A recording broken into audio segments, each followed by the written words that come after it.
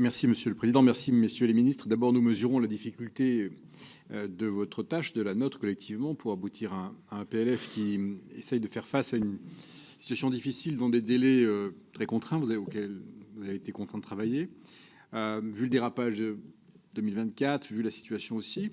Bon, donc il faut sans doute travailler sur la crédibilité, parce qu'on voit bien que les engagements jusque-là n'ont pas été tenus et qu'on a un vrai sujet de crédibilité tant vis-à-vis de l'Union européenne que vis-à-vis des marchés.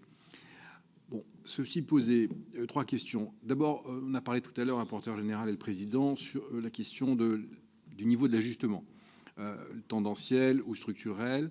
Bon, je ne serai pas dans le débat technique, mais j'observe qu'il y a une dimension quand même politique et psychologique.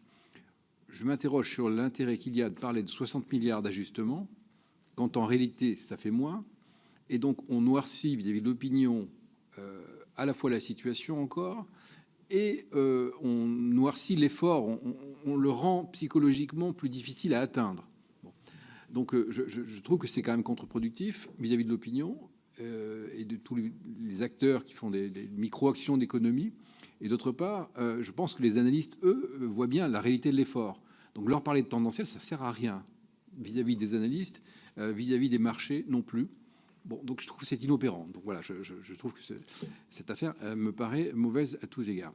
Deuxièmement, il y a des prélèvements qui augmentent, il y a des baisses d'exonération. Bon, on a compris que dans l'urgence, on ne pouvait pas trop faire différemment. Mais tout à l'heure, vous citiez, Monsieur le ministre de l'Économie, Bozio-Wasner, le rapport, pardon, Bozio-Wasner. Et donc, de mémoire, je crois que du coup, vous en profitez, sur la base de ce rapport qui vise à désmicardiser, vous en profitez pour, entre guillemets, piquer 4 milliards. Bon.